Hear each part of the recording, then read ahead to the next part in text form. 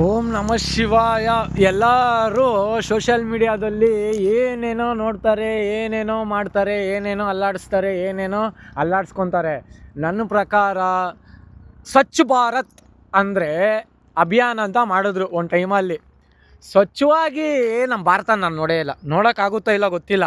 ಆದರೆ ಈಗಿನ ಯೂತ್ಸ್ ಮನ್ಸು ಮಾಡಿದ್ರೆ ಹಾಗೆ ಆಗುತ್ತೆ. ಹಿಸ್ಟ್ರಿನೇ ಬದಲಾಯಿಸ್ಬೋದು. ಇಂಡಿಯಾನ ನಾವು ಕ್ಲೀನಾಗಿ ಇಕ್ಕೊಂಬಿಟ್ರೆ, ಅವ್ರವ್ರ ಮನೆ ಜಾಗದಲ್ಲಿ ಸರೌಂಡಿಂಗು ನಾವು ಕ್ಲೀನಾಗಿ ಇಕ್ಕೊಂಬಿಟ್ರೆ ಇಂಡಿಯಾ ಕ್ಲೀನ್, ಒಂದು ಊರು ಕ್ಲೀನ್.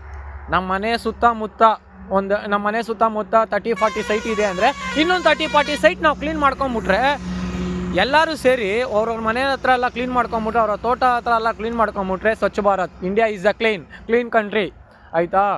ಹೇಳ್ತಾ ಇಲ್ಲ, ಸಂಸ್ಕೃತಿನ ಸಂಸ್ಕಾರನ ಕಲಿಸಿದ್ದೆ ನಮ್ಮ ಇಂಡಿಯಾ. ಆ ಇಂಡಿಯಾದಲ್ಲೇ ಗಬ್ಬೆಬ್ಬರಿಸ್ತಾ ಇದ್ದೀರಿ ನಾವೇ ಅಂದರೆ ನಾವು ಇನ್ಯಾವ ರೇಂಜಿಗೆ ನಾವು ಗಬ್ಬೆದ್ದೋಗಿಲ್ಲ. ಅದಕ್ಕೆ ಹೇಳೋದು, ಓಟ್ ಹಾಕೋದಲ್ಲ, ಒಬ್ಬರನ್ನ ಗೆಲ್ಸೋದಲ್ಲ. ಫಸ್ಟು ನಾವು ಕ್ಲೀನಾಗಿರಬೇಕು, ಆಮೇಲೆ ಇನ್ನೊಬ್ಬರನ್ನ ಕ್ಲೀನ್ ಮಾಡಬೇಕು. ಅದಕ್ಕೆ ಹೇಳೋದು,